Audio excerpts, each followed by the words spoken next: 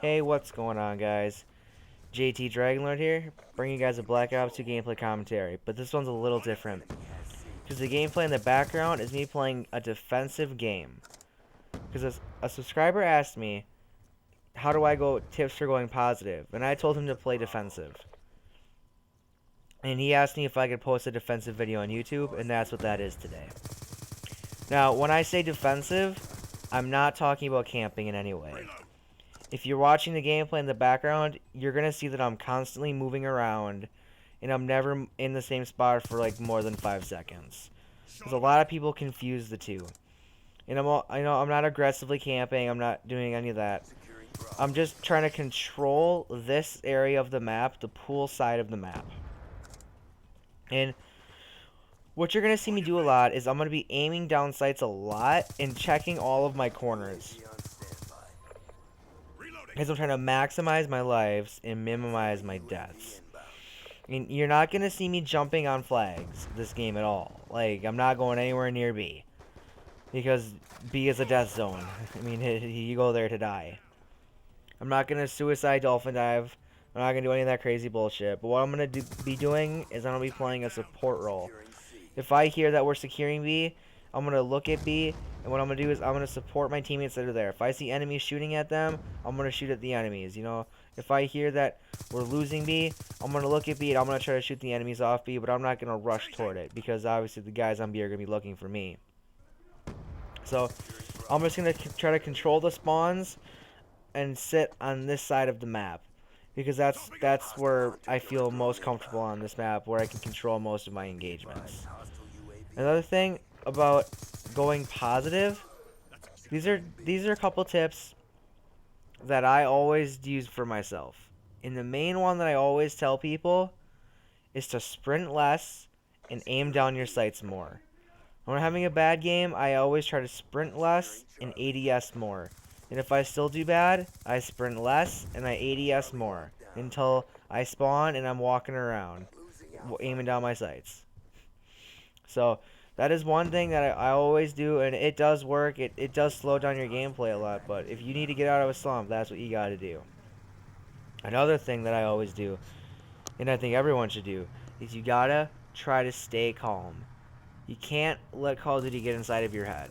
You can't let Call of Duty make you mad, because if you start getting mad, then you're going to start getting more and more mad, and you're just going to get so frustrated with this game that you're just going to throw your PS3 out your window, chuck your controller at your TV, and swear to God that you're never going to play any video game ever again. And which obviously isn't true, because guess who's going to be playing Black Ops 2 tomorrow? So, you got to try to stay calm, and kind of wait and be patient with the game. You just can't rush 100% of the time. Sometimes when you're having a bad day, you just got to take a step back and, play a game like I'm playing now. I'm just playing defensive. I'm not rushing. I'm not camping. I'm kind of in that middle ground. And, I'm just trying to, control my engagements in the map. I didn't even see that sniper there at all. And that's what you're going to see in this gameplay. I mean, you're going to see that I'm not going to get a lot of kills at all. Like, this is not going to be a high-scoring gameplay at all. Like I said, I get like 20 kills. But you're going to see here at the end of the first round that my teammates do just significantly worse than I do. Now, another thing for going positive is you have to play to the map. And, what I mean by that is if you're playing on drone, for an example, you may not want to run around with a shotgun just because of how drone plays. It has a lot of long range of sights. You're going to get in a lot of long range engagements. That shotguns aren't going to help you a lot.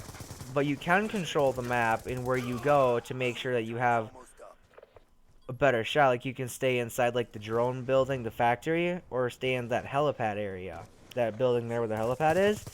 If you stay in those two areas, then you're going to find yourself in more medium to short range, where maybe your shotgun will do work. But when I play on drone, I'm going to bring an AR. I'm going to bring an AR or a sniper rifle. Just because I know that it's a long range, it's usually, a medium to long range engagements, so I don't want to be caught with a shotgun on like drone. But if I'm playing on Nuketown, or not Nuketown, like Hijacked, I'm not gonna want to bring a sniper rifle just because that map it's so fast paced that you're not gonna have time to set up anywhere unless you're a quick scoper. But I'm talking about old grandpa sniping, where you just hard scope everyone. And so I'm not gonna bring a sniper rifle to Hijack just because it's Hijack.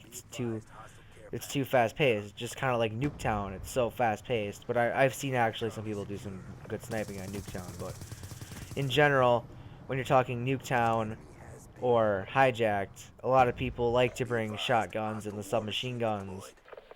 Not a lot of people bring like LMGs and snipers. Assault rifles are kind of they're an all-purpose weapon. They're good almost everywhere. But a lot of people are bringing submachine guns and stuff. So you got to make sure that you're playing the map to your advantage and using an appropriate gun. Like if we look at Raid here, what I'm playing now, it's like a medium range map. Like there are some short, there are some long. So I think an assault rifle works really well here. So that's what I'm using.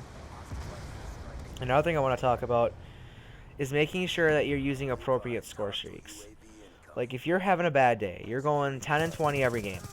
You're not going to want to run Orbital VSAT Dogs and Swarm. Because if you're going 10 and 20, you're not going to get an Orbital VSAT.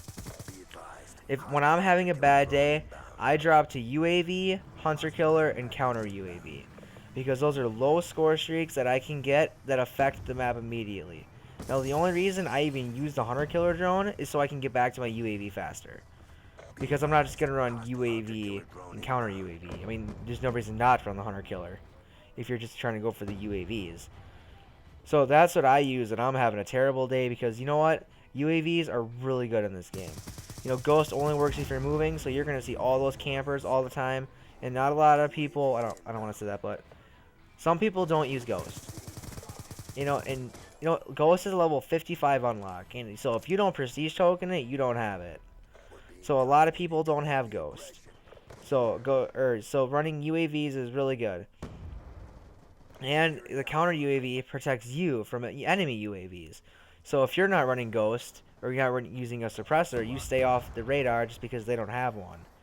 And like I said, the Hunter Killer is just to get back to the UAV faster because there's no point in just running 2 score streaks in my opinion. So that's what I'm using when I'm having a bad day. If I'm having like an average day, I just killed myself. Fail.